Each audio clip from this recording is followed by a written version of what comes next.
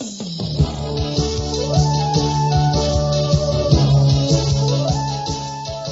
now it's time for Power of Prophecy with your host, former professor at the University of Texas at Austin, career United States Air Force officer, and best-selling author, Texe MARRS.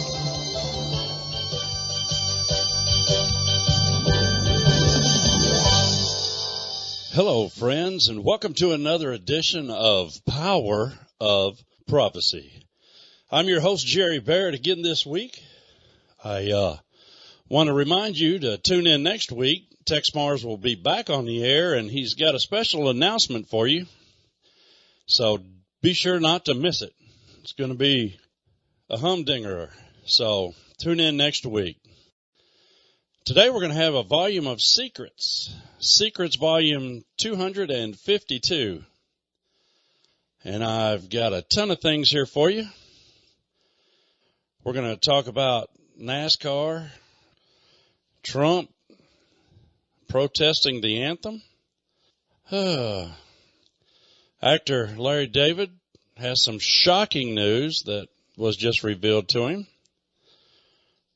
This was enough to disturb anybody. Planned Parenthood teams up with Satanists to promote abortion in Missouri. Goodness gracious. Well, the middle class is being destroyed. We'll talk about that. Another one of the liberal judges out there seems that he's going to rewrite the Constitution, and he claims that the LGBT mandate trumps the First Amendment. Oh, here's another one. Employees getting chipped. Companies starting to implement that. It's going to be big. Texe wrote about that in his book, Project Lucid. If you don't have a copy, you need to get one.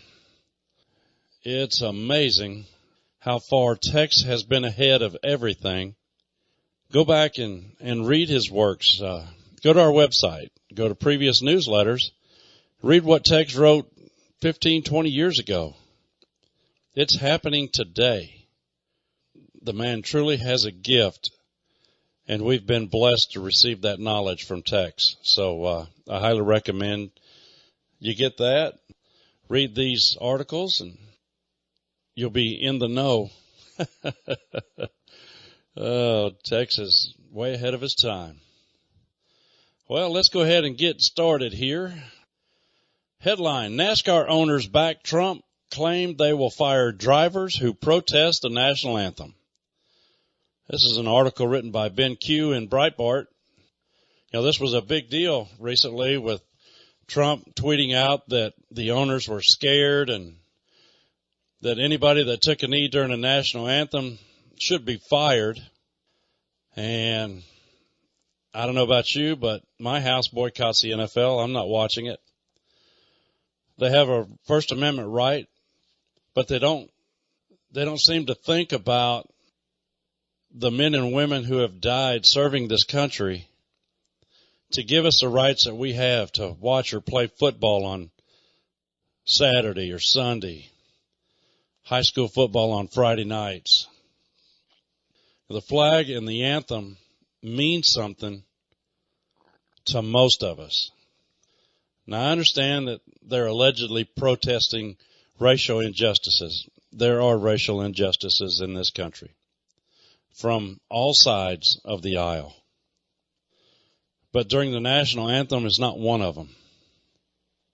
That's my 2 cents. Anyway, back to the article here. Several owners of NASCAR teams have claimed they will back Donald Trump's suggestion that those who protest the national anthem should be fired. Now, I grew up on NASCAR. I've been a fan my whole life. Been to a number of races. One of my childhood heroes growing up was Richard Petty, aside from my dad. But Richard Petty was the king, and he said, quote, "Anybody that don't stand up for the anthem ought to be out of the country, period. What got them where they're at? The United States," close quote. When Petty was asked if anybody at Richard Petty Motorsports would be fired, Petty responded, "You're right." Now, if you're a NASCAR fan, everybody knows Richard Childress. He was a car owner for Dale Earnhardt for those many years before Dale died tragically at Daytona. Richard Childress also revealed he won't tolerate any sign of disrespect. Childress said, quote, "I'll get you a ride on a Greyhound bus. Anybody that works for me should respect the country we live in. So many people gave their lives for it. This is America." Close quote. Well, there you go. NASCAR backs Donald Trump and his stance on the national anthem. So do I. I agree. All right, on to another item here. Larry David, the actor, comedian, I guess you would call. He was a writer, one of the writers for the beginning episodes of Seinfeld with Jerry Seinfeld, a couple of Jewish guys. Well, Larry David has a new show, or had a new show, I think, called Curb Your Enthusiasm. It may be coming back. I don't know. I don't watch him. I don't think he's that funny, but some people like him. But it says here from the Alabama Media Group, the author Ike Morgan reports that Larry David was taken aback by the discovery that his ancestors owned slaves in Alabama. Oh, Larry, you haven't studied American history, the true American history, not that garbage they teach at school that's been politically correct and watered down and blurred. The slave traders were Jews. Most of the slave owners in the plantations in the South were Jews. Judah P. Benjamin, a Jew, was in the Confederacy. He was an officer in the government. He owned slaves. Recently on Finding Your Roots, hosted by Harvard professor Henry Louis Gates Jr., revealed traces of the ancestral roots of Larry David. It appears that an arm of the family settled in what is now Birmingham, and according to a story by the Associated Press, during the 1840s, his great-grandfather owned 2 slaves and fought for the Confederacy.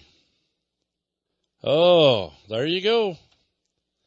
Larry David, a Jew. His grandfather owned slaves. Go figure. Well, hey, Planned Parenthood's teaming up with Satanists to promote abortion in Missouri. This is another article from Breitbart from Thomas Williams. Missouri has reportedly doubled its abortion capacity this year thanks to the Satanic Temple and Planned Parenthood. The two have worked in tandem to fight the state's restrictions on abortion. Recently, Missouri had managed to lower the number of abortion facilities to a single clinic. But a second clinic opened its doors recently, and these two evil organizations plan to open 2 more soon. Missouri state regulations had required abortion clinics to meet surgical center standards, just like they do here in the state of Texas. And Planned Parenthood has battled this. And in April, a federal court sided with the abortion giant. Planned Parenthood. There's nothing planned about killing babies. It is an evil, evil thing to do. They should change their name. It appears that U.S. District Judge Howard Sachs granted a preliminary injunction invalidating the state's abortion clinic requirements.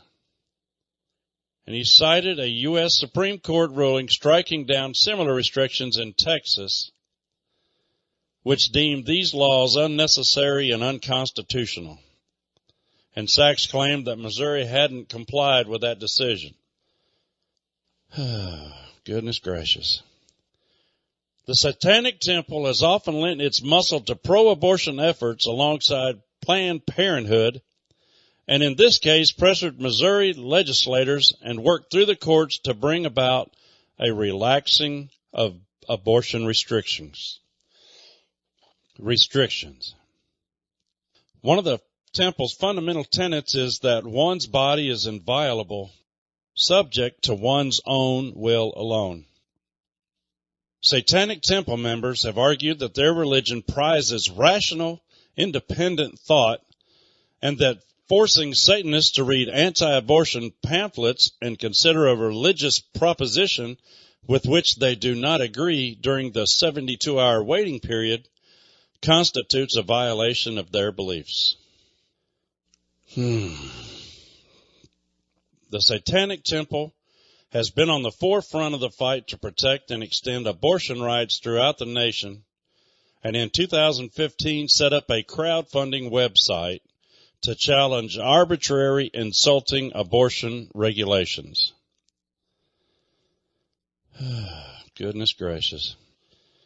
Now, as an aside to this, Satanism has a millennial history of association with child sacrifice, which makes the temple's financial and moral support of abortion a natural activity for the sect.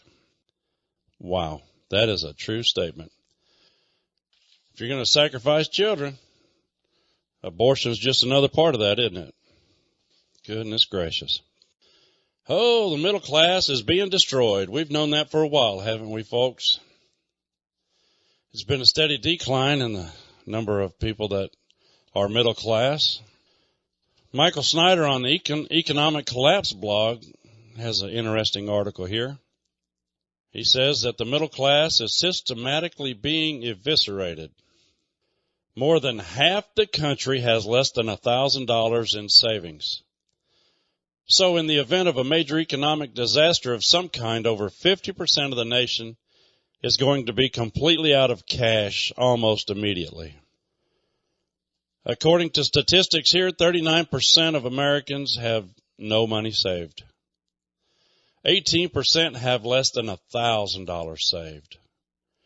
12% have $1,000 to $5,000 saved. 6% have $5,000 to $10,000, and 25% have $10,000 or more saved. 75% of the people have less than $10,000 in savings. 2/3 of the country is living paycheck to paycheck, according to a survey done by the Federal Reserve. And also, 44% of all U.S. adults do not even have enough money to cover an unexpected $400 expense. Most of us have just become used to scraping by month to month. But that's not what middle class is supposed to be. If you are middle class, you should be making more than you're spending and building long-term wealth. Like our federal government, we're spending more than we're bringing in. And we're spending it like there's no tomorrow. Right now, U.S. consumers are more than $12 trillion in debt. Wow. Michael says we are willingly enslaving ourselves, but most people were never even taught about the dangers of going into too much debt. Another major factor in the decline of the middle class is we're shipping millions of good-paying jobs overseas. Since China joined the World Trade Organization, more than 70,000 manufacturing facilities have moved. And we're replacing good-paying manufacturing jobs with low-paying service jobs. In 2015, the middle class became a minority of the population in the United States. If you go back to the early 70s, 60% of the population was considered middle class. But now that number is hovering in the high 40s. Wow. Over 38 million American households can't afford their housing. The number of Americans struggling with housing costs has risen from 16 million in 2001 to 38 million in 2015. That's according to census data. What has traditionally been the primary engine for job growth in the country? Small businesses. But under recent presidents, instead of encouraging small businesses to start and grow, the federal government has been absolutely killing them with red tape and high taxes. We have to get this economy growing again. Barack Obama was the only president in our entire history never to have a single year when the U.S. economy grew by at least 3%. And overall, we have not had a year when our economy grew by at least 3% in over a decade. That includes W. Our economy has only grown at an average rate of 1.33% a year over the last 10 years. I remember somebody commenting during the Obama administration that the price of an iPad still costs what it costs. And one of the members of the media said, well, you can't eat an iPad. That's a true statement right there. You know, if we hadn't been propping up the economy with the biggest debt binge in human history, we'd be in an economic depression right now. What made America great? We need to do those things again. We need to limit the federal government and keep them out of the way of business and embrace the principles of free market capitalism. If we continue to march down this road toward big government socialism, we'll get what we deserve, and it won't be pretty. Look at Russia. Hey, an activist Democratic judge rules that LGBT mandate trumps the First Amendment. Goodness gracious. This judge says that Christians' refusal to promote homosexuality is akin to posting white applicants only. This judge is in Minnesota. 10,000 lakes and almost as many idiots, it seems. This federal judge in Minnesota with a long history in Democratic Party activism has issued this ruling. His name is John Tunheim, and he was appointed by former President Bill Clinton in 1995. This judge ordered Christian videographers Carl and Angel Larson, through their company Telescope Media Group, that they must use their filmmaking talents to promote same-sex marriages if they produce films that celebrate marriage as a union of one man and one woman. Now, their lawyers have announced immediately that they'll appeal the decision.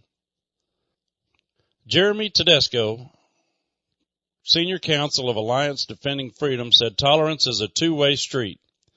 Creative professionals who engage in the expression of ideas shouldn't be threatened with fines and jail simply for having a particular point of view about marriage that the government may not favor. Public officials can't censor filmmakers or demand that they tell stories in a film that violates their deepest conviction. Minnesota Department of Human Rights officials have repeatedly stated that private businesses such as the Larsons violate the law if they decline to create expression promoting same-sex marriages. Wow, they can be fined up to $25,000 in punitive damages, a criminal penalty of up to 1,090 days in jail. Now, the U.S. Supreme Court is set to rule in the coming months on the case of a Colorado cake maker named Jack Phillips. He declined to promote homosexuality with his cake artistry and was ordered by a biased state commission. One member likened him to a Nazi. Goodness gracious. Wow. They wanted him to undergo state-mandated re-indoctrination program. In a statement provided by their attorneys at the Alliance Defending Freedom, the Larsons contend their business exists to tell great stories that honor God. It points out the couple is expanding into wedding video services to reanimate the hearts and minds of people about the goodness of marriage between a man and a woman. But according to the state of Minnesota and Judge Tunheim, they must subjugate their faith to the state's definition of marriage, even if it contradicts the Bible. The state has basically put people on notice. They're looking out for faithful Christians in the wedding industry, and they're going to prosecute them if they act in a manner that's consistent with their beliefs when it comes to marriage. The United Socialist State of Minnesota. Oh, here we go. From American Free Press, David Gahary has an article here talking about a company that wants their employees chipped. A Wisconsin technology firm began offering employees microchip implants so they can enter the company building without a swipe card and purchase food at work. The company is called 3 Square Market, and it has over 50 employees who plan to have the devices implanted. They're going to be chipped at the 3 Square Market inaugural Chip Party, hosted at their headquarters in River Falls, Wisconsin. Employees will be implanted with an RFID chip that allows them to make purchases in the break room, open doors, log into computers, and use copy machines.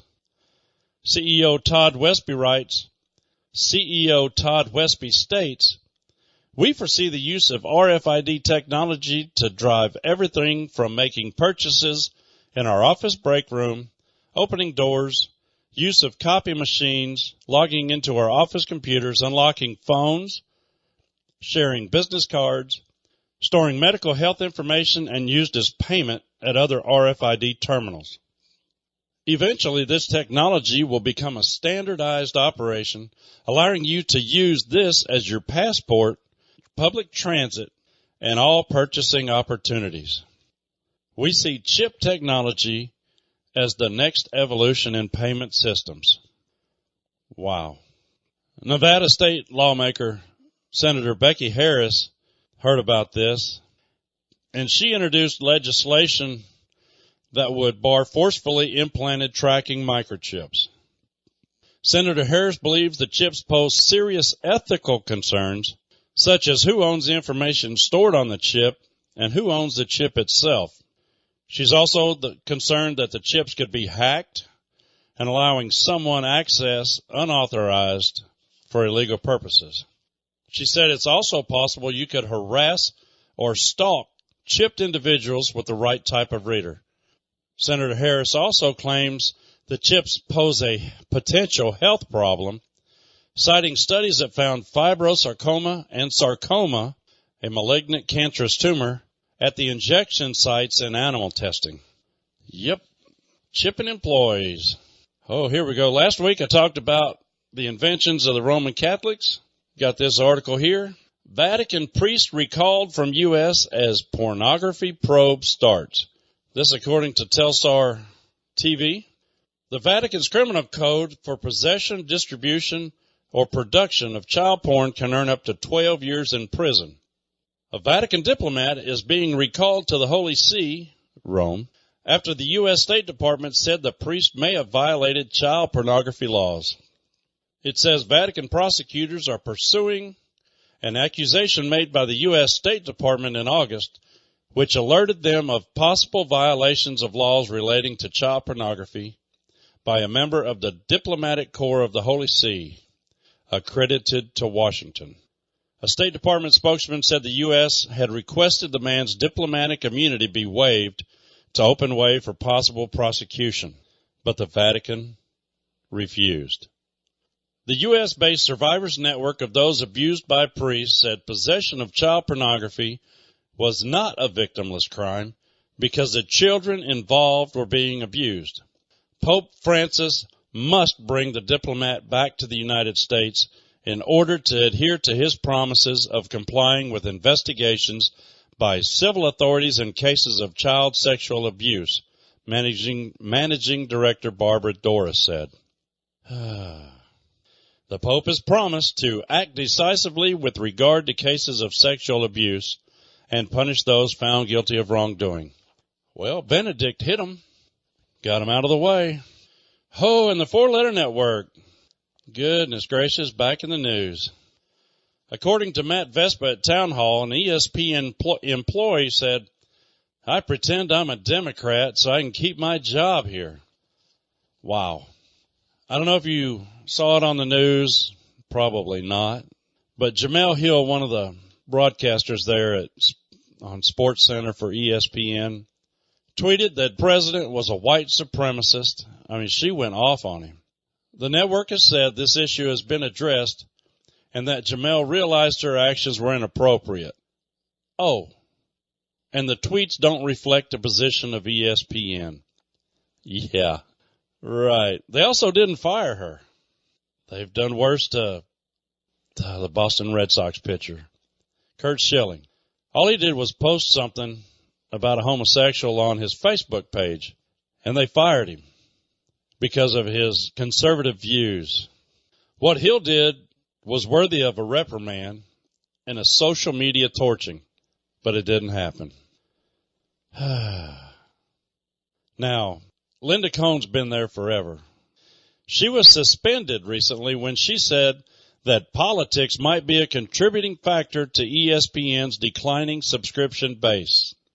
She believes the network's embrace of political issues is at least partially to blame for falling subscription rates.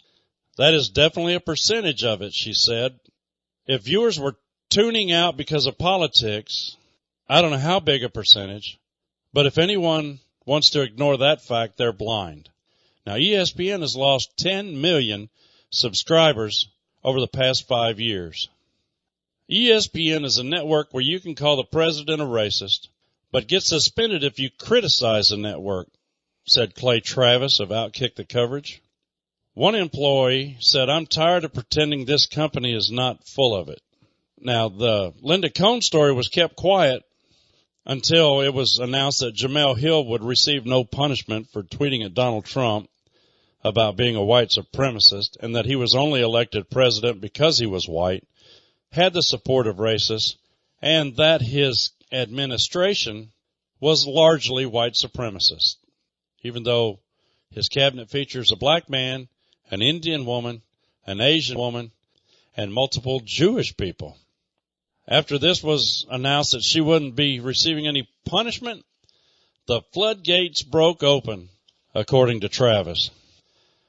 Employee after employee reached out to share the Linda Cohn story and other comments, provided they were granted anonymity because they all feared being fired.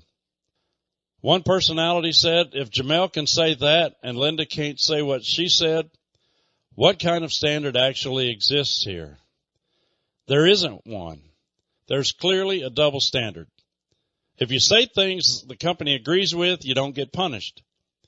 If you say things the company disagrees with, you do get punished or maybe even fired. Another prominent employee stated, "If I'd said Obama got elected because he was black, is there any way I'd still be employed here? Not a chance. But Jemele can say Trump got elected because of racists and no one does anything? They protect the people they agree with politically, and they give them better jobs, more money. Everyone can see it." One employee said, "I pretend I'm a Democrat so I can keep my job. And there are others just like me. We're like a secret society inside ESPN." Now, if you remember, I think it was Secrets Volume 250, I reported that they reassigned Robert Lee, a sports broadcast play-by-play guy, from the William and Mary at the University of Virginia football game because his name was too similar to the Confederate General Robert E. Lee. These people at the four-letter network have gone totally off the rails. Disney bought them out and has been a steady loser ever since. Like-minded. Well, that's first half of Secrets. I hope you're having as much fun as I am. I hope you'll tune in. We'll be back in just a minute to cover some more. I've got a ton more to go through. You're listening to Power of Prophecy. My name's Jerry Barrett. Stay with us. I'll be right back after this brief message.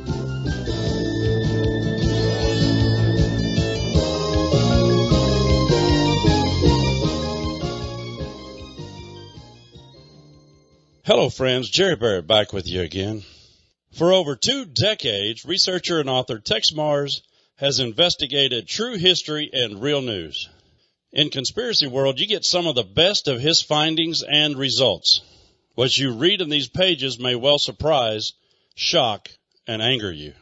In some cases, discovering the hard, cold facts might even frighten you out of your wits. This is not the politically correct, tainted, and flawed fake news you typically read in your newspapers and view on controlled media TV. What Texe MARRS has done is rip the veneer completely off, tearing away the pretense and dismissing the Orwellian doublespeak of mainstream politicians and educators. He tells readers exactly what really happened. He examines what is going on now at this moment, and more importantly, he reveals tomorrow's news today. His track record for predictive events is breathtakingly on target.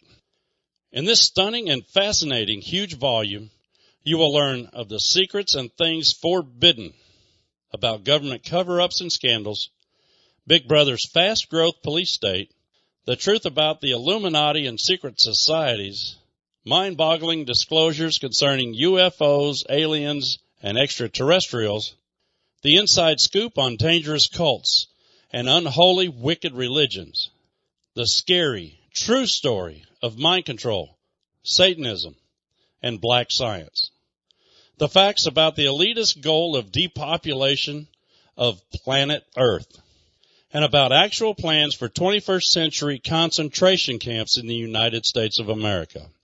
You'll also discover evidence exposing the power elite of global banking cartels who have greedy designs on your wallet. Read, be amazed, then tell others what you've discovered. Help spread the truth before it's too late, before minds become more numbed from poison vaccines administered by faceless bureaucrats, or perhaps we all end up locked up away somewhere in a remote gulag prison cell. And remember, the whole planet is literally brimming with unheralded secrets. That's not conspiracy theory. It's undeniable. It's eye-opening history, and it is irresistible, unvarnished truth. What we have here is nothing less than Conspiracy World. Conspiracy World, 432 pages, written by Texe MARRS. It's a large format book. It is a giant. It's only $25. If you look at the table of contents, it's broken down. We've got a whole section on Illuminati, global conspiracy, and secret societies. A number of articles on that. The next segment is government cover-ups and Big Brother police state. So you don't have to read cover to cover. You can hop around. If something strikes your fancy, whether it's UFOs or the Pope and Catholicism, Bible prophecy, deceptive cults and unholy religions, go to these different sections, find an article that speaks to you, and then read it. Share it. Let everybody in your family know about it.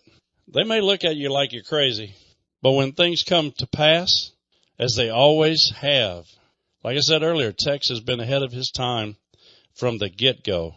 The Lord truly blessed Texe with the power of discernment, and he's able to read article after article, research material after research material, and put the pieces together like a master's jigsawyer. That's a master jigsaw puzzler. Put it together, guy. I hope you knew what I meant. Oh, he's also got a section on false teachers and apostasy, genocide. Oh, genocide. What is their plan for the world? You know, the elite want to get the population down to 500,000 to be here. There's currently 7 billion, with a B, billion people on the planet. But they only want 500,000 to be here. Well, there's 17 million Jews, so they're going to have to weed out some of them. And all of us, except those that will be slaves for the elite. But that's part of their plan. And if you want to read more about the true news, not this fake news, true news, you need to get this book, Conspiracy World. Subtitle is A Truth Teller's Compendium of Eye-Opening Revelations and Forbidden Knowledge. You will definitely be in the know if you read this book. It is an outstanding book, and I highly recommend that you get it. Like I said, it's 432 pages, innumerable pictures in here. I'm just flicking through. There's Reverend Sun Myung Moon. There's a Pastor Jack Hayford, led tens of thousands of promise keepers in an African witch doctor tribal dance. Yeah, you'll want to know about that. This thing is just chock-a-block full of information that you need. Once again, this book is Conspiracy World. It's only $25. Please add $5 shipping and handling for a total of $30. Now you can phone us toll-free in the U.S. and Canada. That number is 1-800-234-9673 or WORD, Word. That's 1-800-234-WORD or 9673. You can also write to us, send a check or money order or cash to Power of Prophecy, 1708 Patterson Road, Patterson Road, Austin, Texas, 78733. Or you can go online. If you're streaming this, there'll be a link right there for the book to order it. You can go right to our shopping cart. You can peruse the shopping cart, look around. I've got it categorized there as well. You can go to our website, which is powerofprophecy.com. Power of Prophecy, and that's PROPHECY.com. You can use your charge card, which is Visa, MasterCard, Discover, and American Express. We'll take any one of those. It's a secure shopping cart, and you can order the book there. I also wanted to remind you that it's Employee Appreciation Month, so if you can afford a few extra dollars to go to the employees, just write on there that you'd like this to go to the employees. Now, if you want to make a donation to the ministry, because Lord knows we need the help there too, then if you write ministry or POP, P-O-P, we'll know that that fund is for the ministry. If you don't write anything, we know it's for the ministry. But we're coming up on the time of year where we start gathering donations for the Texas Children's Home, the Orphanage Project. That was Wanda's baby Lo those many years ago, and we've been doing it ever since she brought it up. It's a great project. The kids are wonderful. The thank you letters break your heart. We love to get and the kids actually do handwrite the thank you letters. The house parents don't do it. The children write thank you letters. We've posted some in our newsletter before. But if you want to make a donation to the orphanage, children's home, if you'll put a note there that says Children's Home or TCH, Texas Children's Home, or the Orphanage Project, whichever you'd prefer, we'll be happy to allocate those funds to that project as well. Now, that being said, Power of Prophecy takes no administration fees out of the donations for either the employees or the orphanage. 100% of that money goes to those specific projects. So, I hope you get the book Conspiracy World. If you'd like to make a donation to either the employees at Children's or Power of Prophecy, we'd love to hear from you. And now let's return to our regular program. We're talking about secrets today, Secrets Volume 252. I've covered a number of items. I've gotten some feedback from y'all saying that you enjoy the fact that I don't go on a tangent like Texe does. And I love Texe's stories. He's got so many of them. And every one of them, there's a little nugget in there that you can get out. So I just love to sit in here behind the soundboard over there and listen to Texe go. He's got some great stories. All right, here we go. Is your refrigerator a national security risk? Well, according to Sean Boyd at CBS Denver, the federal government is worried that some refrigerators and coffee pots could pose a national security risk. Oh, and the feds are going to take action. According to Sean's story, Colorado's U.S. Senator Cory Gardner, along with a bipartisan group of senators, are sponsoring legislation to secure the so-called Internet of Things. Everyday devices that are embedded with computer chips and sensors. Now, this isn't for items in your household. This is for items the federal government buys and uses. But if the federal government is worried about this, should we be? I mean, I've seen refrigerators at the Home Depot that keep track of your groceries. There's a running total, and you can talk to it with your smartphone and go to the grocery store and know what you need. So this is a moving forward type of project. But according to Cory Gardner, the senator from Colorado, these devices can be used as weapons of mass disruption. He says the federal government orders billions of dollars worth of Internet of Things devices each and every year. These things can be hacked. You can try to control systems and instruments with them. You can certainly read what people are doing and maybe even eavesdrop on a conversation people are having. That is a good point, because how many of you out there have a smart TV? I know I just recently bought one. My living room TV died, so I bought a new one. You can't find none of the old idiot TVs, I guess you would say. They're all smart TVs. There's a camera. There's a microphone. They can see and they can hear what's going inside your household every day. How many of you think that new massive building out there in Utah or Nevada or wherever it is that the NSA has set up isn't storing that data? You can bet your bottom dollar they are. According to this, last year baby monitors and webcams were used in a cyber attack that took down Twitter, Spotify, PayPal, and other major websites. He says many of the devices are imported and have little to no security, making them highly vulnerable gateways. And they can get into government systems and be exploited by criminals in other countries. He says we're facing a kind of brave new world when it comes to these things, and we need to be prepared from a policy standpoint.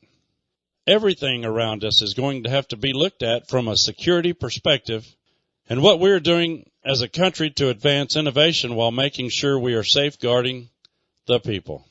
Now, this Internet of Things that he was talking about includes about 15 billion devices, from thermostats to appliances, but it could grow to 50 billion over the next few years. Thermostats. Yeah, a lot of you have done research on those, haven't you? Wow. Gardner hopes that the changes that they're applying to the devices sold to the government will carry over to those sold in the private sector as well. Wow. Well, here we go. Cowgirl wrote in Blue Lives Matter. It's a blog. This was interesting. Portland, Oregon. The Portland police are erasing gang database after complaints that it's mean to gang members. You got to be kidding me. Oh. It seems September 8th, the Portland Police Bureau will stop documenting people as gang members and will purge its gang member database in October, right after Daniel Outlaw is appointed as new police chief, which is happening on October 15th. This move appears to be done in the name of political correctness. Many agencies throughout the nation have gang member databases, and they're invaluable investigative tools for officers, including officer safety. The gang database alerts officers when they were out with a known gang member, but now that database is going away. The Portland Police Bureau says a practice is being discontinued after strong concerns were brought up by residents about the gang member label because it's disproportionately affected minorities. According to the Portland Police Bureau, the gang designation policy was developed to be an investigative tool to help police decrease escalating gun violence. But as the times have changed, the Police Bureau, in partnership with community members, has realized being labeled a gang member can have a negative impact on the person who may be making attempts to overcome the life challenges they face. Good night, nurse. We have become a nation of pansies. We're afraid of hurting gang members' feelings? It says here, people from our community who engage in violent crime and those who do so on behalf of a criminal organization will continue to be a focus of enforcement efforts by the Police Bureau. Well, I should hope so. Oregon Live reporter reviewed data and found that there was a total of 359 criminal gang affiliates listed in the database as of the summer of 2016.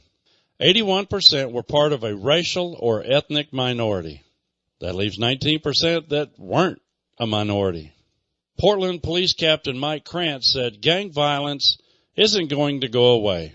There are still crimes attributed to known gang sets. There are still criminal gang members. That doesn't go away because we don't have a gang designation. We're not pretending gang violence doesn't exist. We're just taking this one thing away.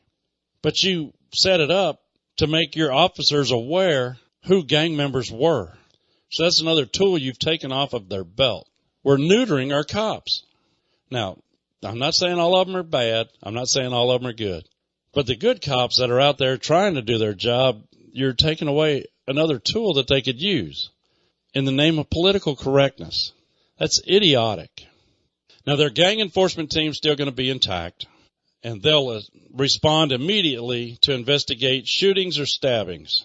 Now, I hope this makes everybody in Multnomah County feel better. The Chief Deputy District Attorney, Kirsten Snowden, said the purging of the gang database should not affect prosecutions resulting from gang violence. Oh, and here we go. Get this. Police will actually be sending out letters to everyone in the gang member database to tell them that all documentation about their gang affiliation is being purged. We are a nation of pansies. We've put political correctness and gang members' feelings above the safety of the officers. Portland, good luck with you. Oh, here's another one. James Comey. Oh, he's a piece of work. The Wall Street Journal, Kimberly Strassel, has an article here, Comey's Incredible Secret Power. What if the FBI had a lot to do with the fake Trump dossier? Makes you think, doesn't it? Now, she says here, J. Edgar Hoover's abuse of power as FBI director led Congress and the Justice Department to put new checks on that most powerful and secretive of offices.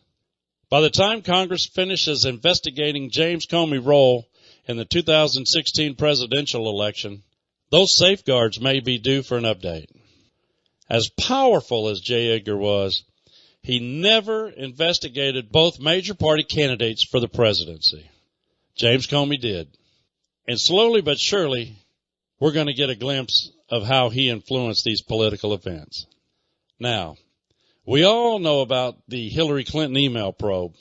It seems Comey made himself the investigator, the judge, and the jury, breaking the Justice Department's chain of command. He publicly confirmed the investigation, violating the department's principles. He also announced he would not recommend prosecuting Mrs. Clinton, even as he publicly excoriated her. Wow. Oh, but then he rekindled the investigation 11 days before the election. An inquiry by the Senate Judiciary Committee has now shown that Mr. Comey's investigation was a charade. He wrote a draft statement exonerating Mrs. Clinton in May, long before he interviewed her or her staff. Well, this explains the lackluster nature of his investigation, doesn't it? It also explains the lack of a grand jury, failure to follow up on perjury charges, and also explains unorthodox immunity deals that he made with Clinton aides. Oh, but that's only one side of the aisle. This week, the big development is a look at how Mr. Comey may have similarly juked the probe into Donald Trump's purported ties to Russia. The House Intelligence Committee's investigation took a sharp and notable turn as news broke that it had subpoenaed the FBI and the Justice Department for information relating to the infamous Trump dossier. That dossier, whose allegations appear to have been fabricated, was commissioned by the opposition research firm Fusion GPS and then developed by a former British spook named Christopher Steele. Oh, here's another one. Teacher slams patriotic shirts and kicks students out of class. A high school math teacher in Woodstock, Georgia, Lynn Orletsky, teaches at River Ridge High School. She tossed two students from her class for wearing Make America Great Again t-shirts, which she compared to a neo-Nazi slogan. The Cherokee County School District has since apologized for the teachers' actions and said that all teachers will be reminded they are not to express their political opinions to students in the classroom. As some of you may know, my wife is a teacher. She's an elementary school teacher. My wife is as conservative as anybody out there, but 90% of the teachers in her institution are leftists, Democrats, and the teachers never fail to implement their political leanings in some of their education, whether it's history or current affairs, doesn't matter. So this doesn't surprise me. According to Lynn Orletsky, just like you cannot wear a swastika in school, you cannot wear Make America Great Again. She told them to turn their shirts inside out or leave her classroom. I don't care what you do in other classes, but in my class. This was videoed. If this hadn't been videoed, do you think it would have gotten out? I doubt it. Another student said, wait, so both of them have to flip their shirts inside out because it says Trump on the top? She replied, because it says Make America Great Again. The neo-Nazis. I'm not saying about Trump, but the slogan. And then the video ended. Parents, keep an eye on the educators that your children are entrusted with. Make sure that your children are taught the right things and not the slanted items. Speaking of slanted, Mad Maxine Waters is back in the news. Oh, she's been quite vocal since Donald Trump was elected. She recently had an Impeach Trump tour of speaking engagements, but when she got home, protesters, some with signs that read Impeach Waters, were outside of her door. Could the reason be that the perception by many in her district, which includes Compton, is that she is a terrible representative? Perhaps it is the fact that Compton is $40 million in debt, or maybe the fact that the dropout rate in the schools is astronomically high. Maybe it's because their community college lost its accreditation. L.A. County rated the district worst for homicide rates, but she can take heart. Compton has the only bulletproof funeral home in America. That is an achievement. Maxine doesn't even live in the district that she represents. She's been in office for 35 years, and she recently purchased a $4 million mansion in an all-white neighborhood to get away from the failing school system, crime, and poverty that defines her district.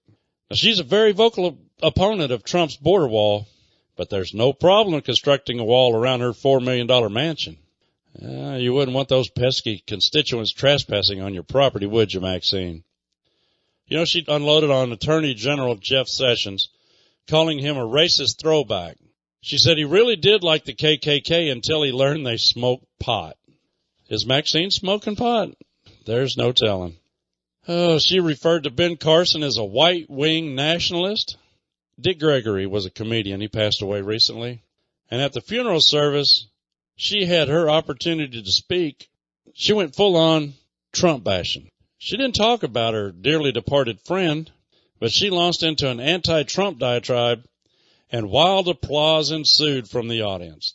She claimed that after she was finished with Trump, he would wish he was impeached, and she's going to sanitize the White House. She ended the eulogy with a chant of Impeach 45 every day. Oh, Mad Maxine sees Russian collusion everywhere. Even though the dossier has been discredited, that doesn't stop her. When Jason Chaffetz announced his resignation from the White House, Waters said he too was a puppet of Putin and the Russians. She thinks every politician with an R after their name is a dupe of the Russian Federation. That's a pretty bold statement in light of the fact that her Democratic Party has love affairs out the wazoo with communism and the Soviet Union. Ted Kennedy was a dupe of the KGB, and Bernie Sanders honeymooned in Moscow. Be careful where you throw stones, Mad Maxine. And some have said that she's considering running for the president. People are encouraging this. Really? I finished with that research, and here comes another one. She's been charged on 3 counts by the House Ethics Committee. Finally. Corruption charges. Mad Maxine? Nah. Now, I told you this before on Secrets about her husband being a shareholder with One United Bank, and she contacted then Treasury Secretary Henry Paulson to meet with the people with minority-owned banks, and because of her efforts, One United was able to obtain $12 million in federal bailout money, and it helped cover losses from the collapse of Fannie Mae and Freddie Mac. It says here, if One United had gone under, Maxine's husband could have lost as much as $350,000. Oh, and she hired her own grandson, Michael Moore, not the filmmaker, to work as her chief of staff. Now, the charges that she's been charged with: she violated a House rule requiring members to act in ways that reflect credibly on the chamber. Well, there's one. A House rule prohibiting lawmakers from using their positions for financial gain. That seems to be a Democratic standard. Senator Rangel, Menendez, and the third was a government ethics statute banning the dispensing of special favors. Mad Maxine, back at it. Boy, she's something else. And the last item I've got for you today, Obama used IRS to push Obamacare. This is from WorldNet Daily. Bob Unruh wrote the article. Now, anybody that's been a part of this ministry for the last 30 years knows Texe was audited for 4 years by the IRS, personally and the business, because he wrote Big Sister is Watching You, and Hillary sicked the IRS onto Texe. That's been a standard operating procedure for the Democratic Party. You recall that what they did to the Tea Parties and other conservative organizations looking to get tax-exempt status. It's no secret. The IRS has been used as a political weapon by the Obama administration, and government documents have been obtained through a lawsuit by Judicial Watch that show the scope of abuse was much broader, including one revealing the White House used the IRS to pressure Americans to support Obamacare. So now we have more evidence of more Obama IRS abuses targeting innocent Americans, all in the name of Obamacare, said Judicial Watch President Tom Fitton. No wonder it took a federal lawsuit and court order to get these documents.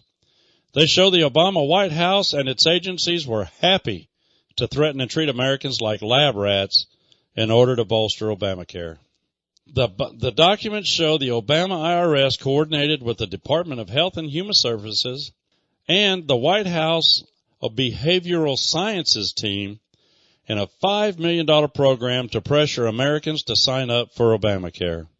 The documents also contain interagency agreements between the IRS and the Centers for Medicare and Medicaid Services, devised to circumvent potential legal prohibitions on unauthorized disclosure or inspection of taxpayer information collected by the IRS. In September of 2016, Janet McCubbin of the IRS told fellow workers about drafts of letters that were prepared to be sent to selected taxpayers. The letters were drafted with input from the White House Behavioral Sciences team. Judicial Watch points out the letters were misleading and that they claimed most people who enroll in the plan through healthcare.gov can find plans for $75 a month or less after financial help. The deliberate targeting of conservative and Christian organizations already has been confirmed, with IRS officials admitting they obstructed the applications of hundreds of conservative groups to obtain tax-exempt status. The IRS is a tool of the Democratic Party. It's been going on a long time. Don't see it stopping anytime soon as those communists get in the office. Well, that's an edition of Secrets. I hope you've enjoyed yourself. I know I've had a great time. And I ask that you tune in each week at the same time. Tune in and discover the power of prophecy.